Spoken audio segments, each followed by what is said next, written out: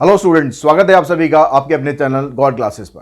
तो बच्चों, आज की जो क्लास है उसमें हम करने वाले हैं स्ट्रेट लाइंस का नेक्स्ट पार्ट, जिसमें आज हम बात करेंगे स्लोप ऑफ स्ट्रेट लाइंस के बारे में कि स्लोप का मतलब क्या होता है और कैसे हम स्लोप को निकाल सकते हैं। Slope of a straight line.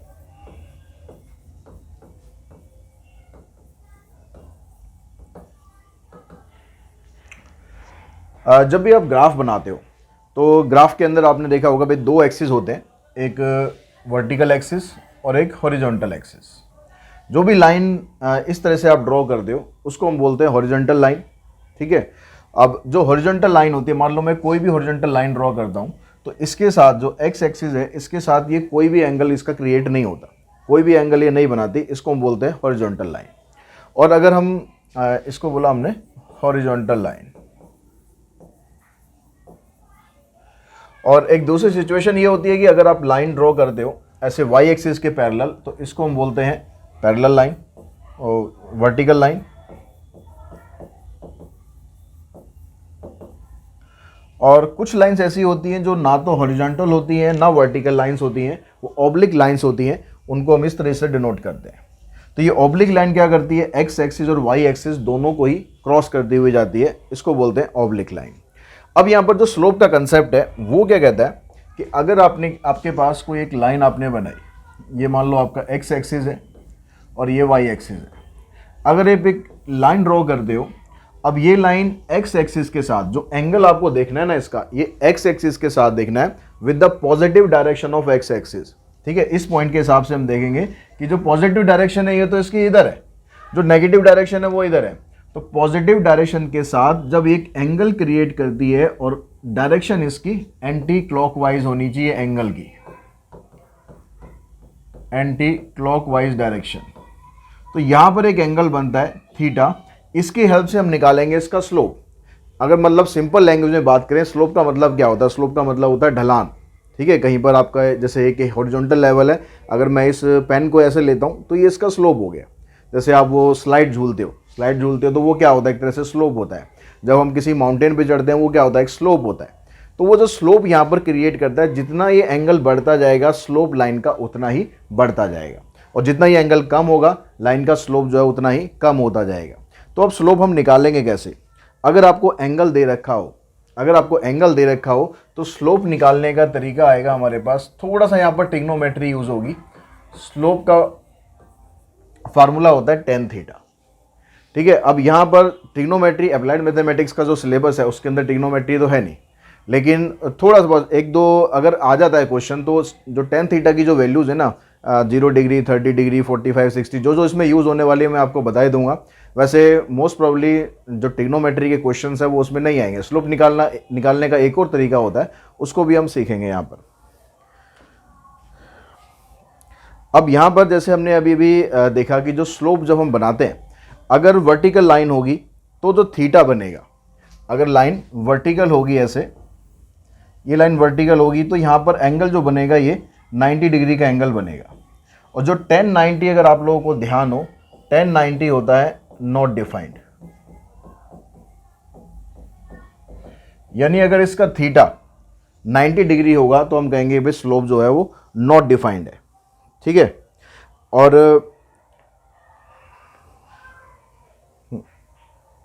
और अगर लाइन हॉरिजॉन्टल होगी, लाइन अगर हॉरिजॉन्टल हुई, मान लो ये एक्स एक्सिस है और ये स्लोप मतलब कोई एंगल क्रिएट नहीं कर रहा, लाइन इसी तरीके से जा रही है। अब इस तरीके से जा रही है तो इसका मतलब ये एक्स एक्सिस को, ये हमारा एक्स एक्सिस है, ये इसको कहीं पर भी क्रॉस नहीं कर रहा। इसका मतलब यहाँ पर जो एंगल बनेगा ना, इसका एंगल बनेगा 0 डिग्री।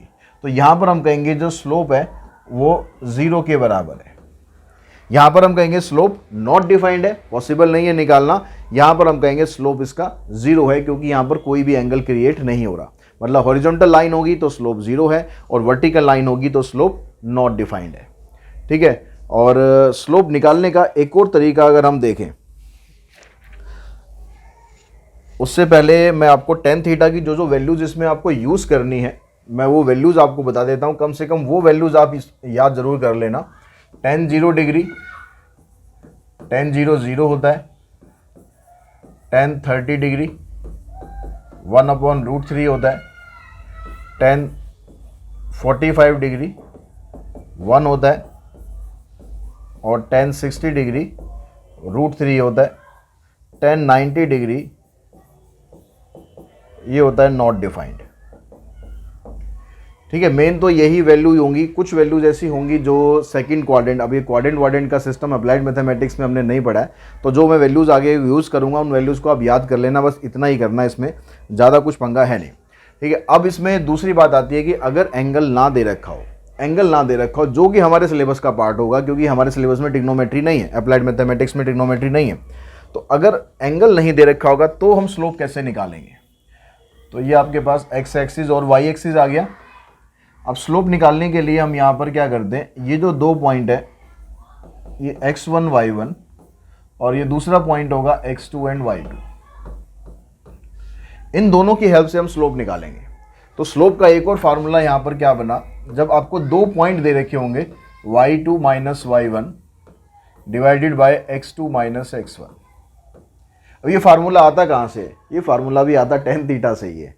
टेन थीटा अगर आप लोगों को ध्यान हो, टेन थीटा था परपेंडिकुलर अपॉन बेस, ऐसा हम पढ़ते थे 10th क्लास में, हमने पढ़ा था टेन थीटा की जो रेशो होती है वो परपेंडिकुलर अपॉन बेस होती है। तो अगर मैं इसको एक ट्राइंगल में कन्वर्ट कर दूं, अगर इस ट्राइंगल में कन्वर्ट करूंगा तो ये परपेंडिकुलर ये वाला जो पार्ट होगा ये कितना होगा, ये यहाँ पर इस पॉइंट पर y की वैल्यू y2 है और यहाँ पर y की वैल्यू y1 है। तो अगर मैं सिर्फ इतना पार्ट निकालना चाहूँ तो ये वाली वैल्यू बनेगी y2 माइनस y1। ठीक है, ये पूरा हिस्सा, इसमें से ये नीचे वाला हिस्सा माइनस कर देंगे तो y2 माइनस y1। सेम इसी तरीके से जो इसका बेस होगा ये बनेगा x2 माइनस x1। अब टेन थीटा क्या था, टेन थीटा था परपेंडिकुलर अपॉन बेस। अब इस राइट एंगल ट्राइंगल के अंदर ये परपेंडिकुलर है और ये बेस है, तो ये फार्मूला बन गया आपका स्लोप निकालने का y2 minus y1 divided by x2 minus x1।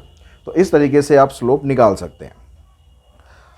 अब उसके बाद चलते हैं हम इसकी एक्सरसाइज पर। जो एक्सरसाइज 17.2 है उसमें क्वेश्चंस जो दिए हुए हैं उस पर हम चलते हैं।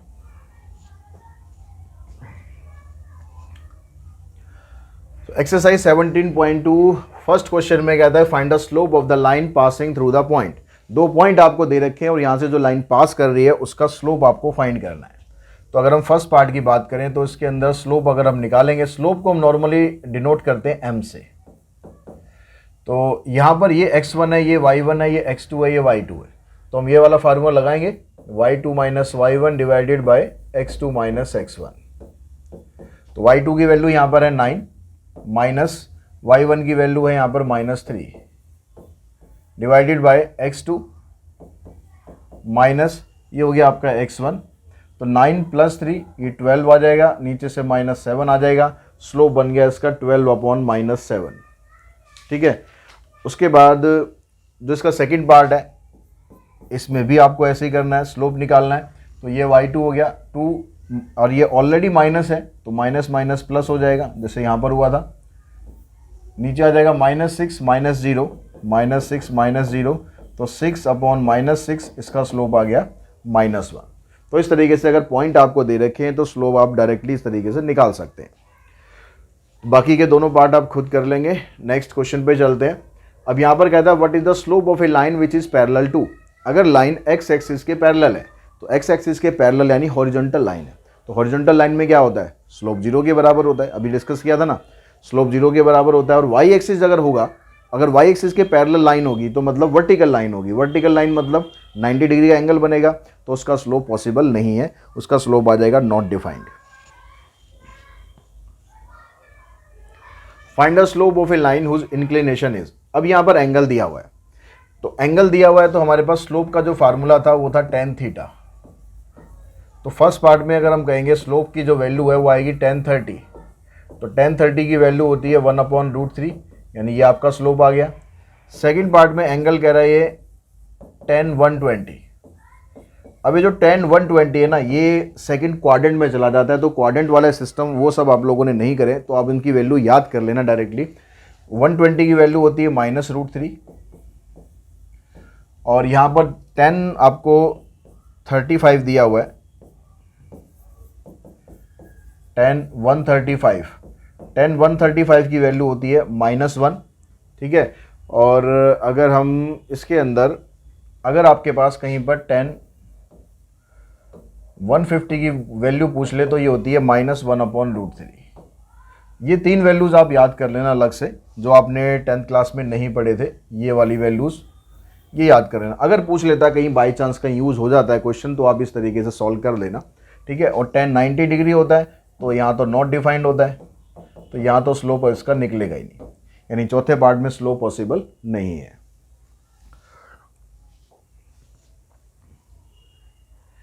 उसके बाद कहता है क्वेश्चन नंबर 4 में, find the inclination of a line whose slope is. आपको इंक्लिनेशन निकालना है। इंक्लिनेशन मतलब आपको एंगल निकालना है और स्लोप आपको दे रखा है।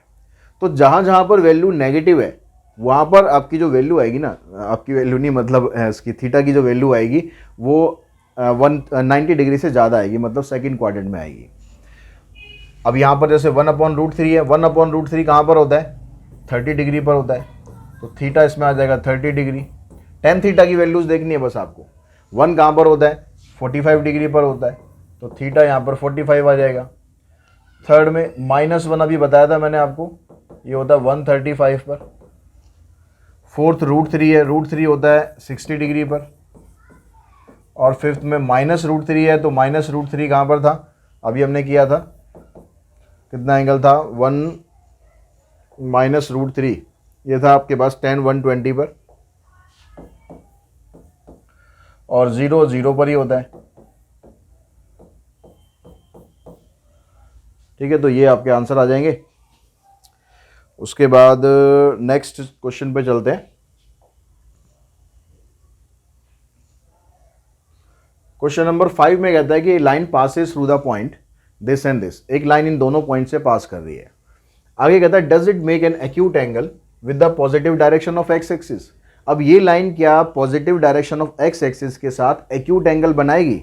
मतलब जैसे ये आपके पास लाइन आ गई, तो अगर एक्यूट एंगल बनाएगी लाइन तो इस तरीके से पास हो रही होगी, और अगर ऑब्ट्यूस एंगल बनाएगी तो लाइन इस तरीके से पास हो रही होगी। तो आपको यहाँ पर लाइन ड्रॉ करके नहीं देखना है। आप ये मत देखना कि कोऑर्डिनेट दे रखे लाइन ड्रॉ करके देख लेते हैं भाई कैसे पास हो रही है, पता चल जाएगा एंगल कैसे बनाएगा। आपको यूज़ करना है स्लोप का concept.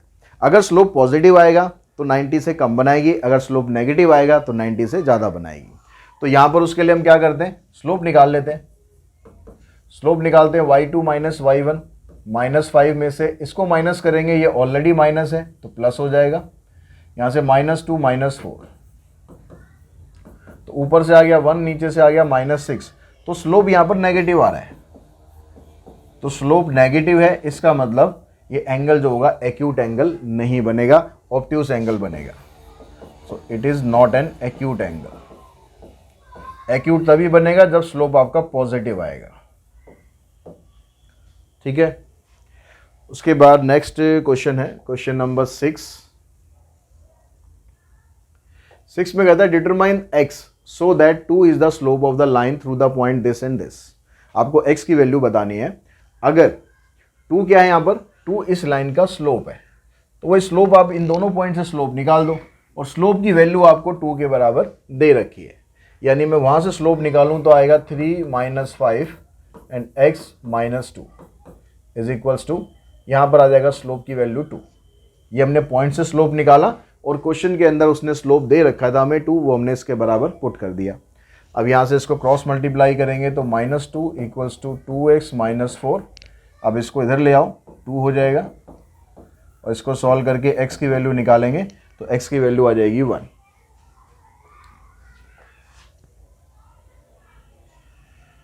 Question number 7, what is the slope of a line passing through origin.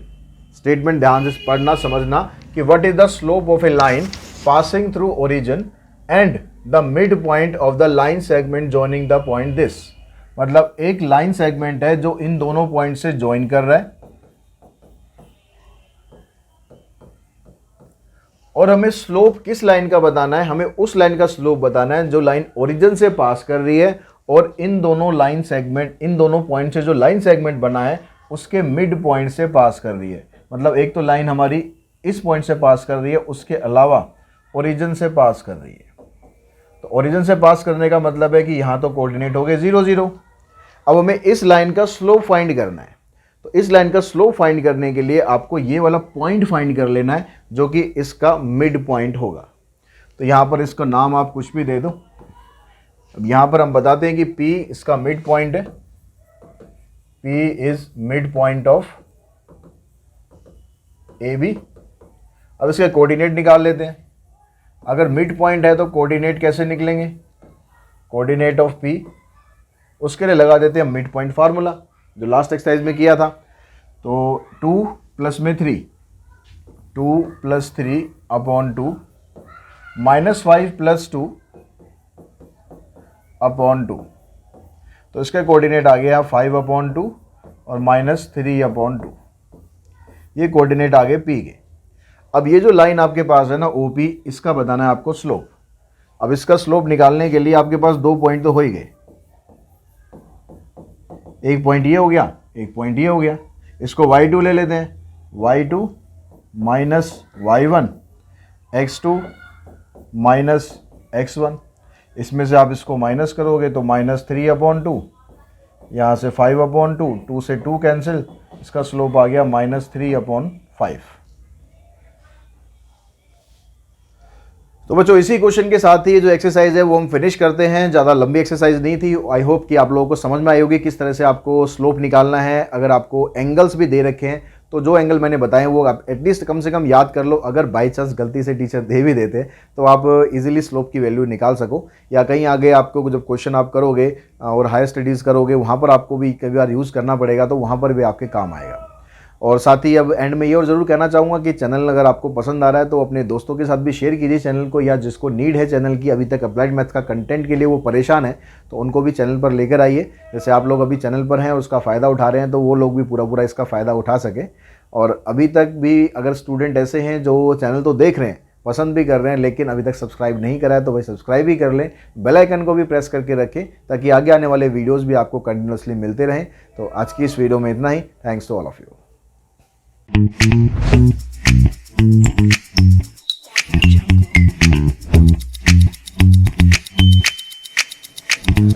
Jungle.